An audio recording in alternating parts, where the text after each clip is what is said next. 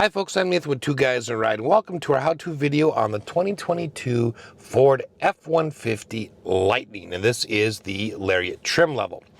Today I'll be covering the driver's information screen. I'll do a general overview, show you how to access information, and do a deep dive. Let's get started. Today we're working with our friends at Chuck Spaeth Ford in New Ulm, Minnesota.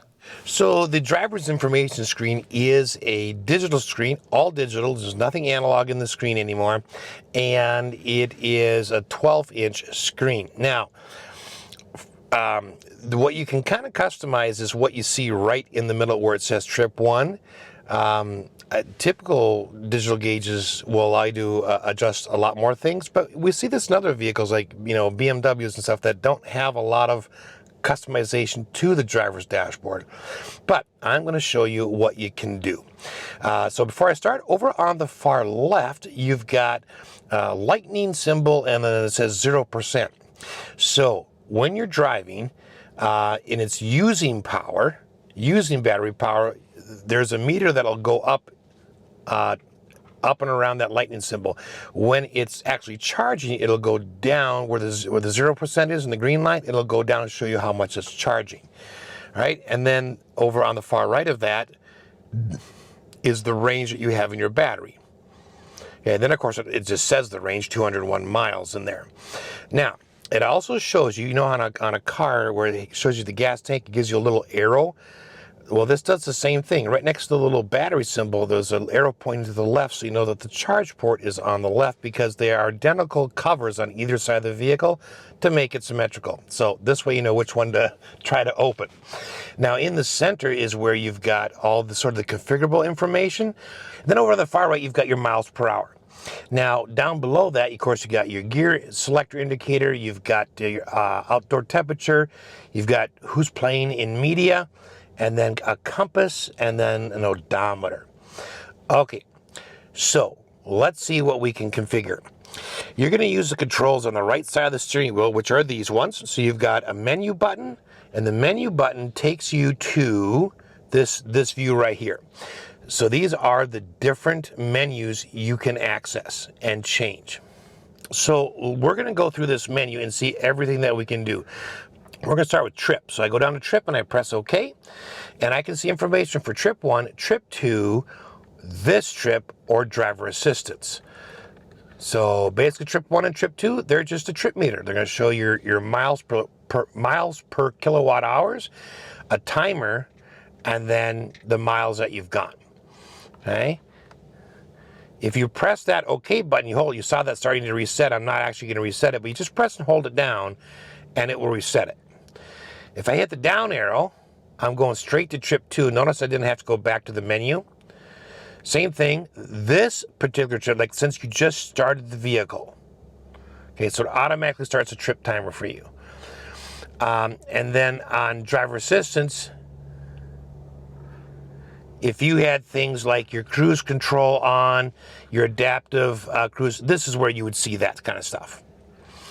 All right, I'm going to go back up. So you got 4 different screens under trip.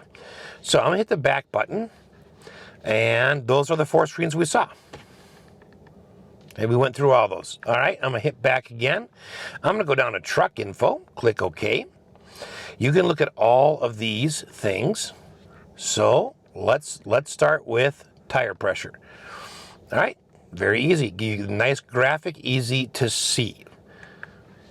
Pitch and roll gauges, if you want those, that's really fun, especially if you're off-roading. Even if you're not, it's fun. Power distribution, you want to see where the power is going and which motor is running and is charging or using power. There's your graph. You can look at seat belts and see who's buckled. And then driver assistance, it brings us back to this same screen that we were on before where we have the adaptive cruise control. So kind of several places you can get to that. I'm going to hit the back button. I'm going to go down to towing. I won't go all into this, but this has a towing package on it, which is just awesome. So you can go in there and you can program your trailer in so it knows exactly what size it is, how much, what the tongue weight is, all sorts of things. And then you can go through a checklist and see is everything hooked up correctly? So that's a really nice feature, especially when you're working alone. All right, let's go down one. Navigation. So in here you can program in, and you could just click my home and it'll go. Previous destinations you've been to, any favorites you saved, and then POIs nearby. All right, go back down. This is where your phone would show up. You would see all calls, incoming calls, outgoing calls, and missed calls. All right, now I'm going to go back to down to audio. Click on here. And this is where I can select my sources. So I can go AM, FM, or Sirius XM. So let's just go to FM just to change it a little bit. And you can see down below FM 107.3 showed up. Okay, so that's your audio. I'm going to go down one more, the last one, to settings. And here you've got some basic things like I can see the speedometer in kilometers per hour. You just saw that change. Uncheck it and it goes back to miles per hour. You can have a brake coach on. Brake coach is going to help you to learn brake more efficiently so that you regenerate more power. And then you can look at your EV driving history. And then if you want to restore vehicle default values, you're just going to press and hold the OK again. And then I let mine go, so it said cancel. But just press and hold that. Go back. And if we wait a second here, there we go. That brings us down to the bottom of the list. So that's what you can configure on the driver's information screen on the 2022 Ford F-150 Lightning. Hope this has been helpful. Thanks for watching.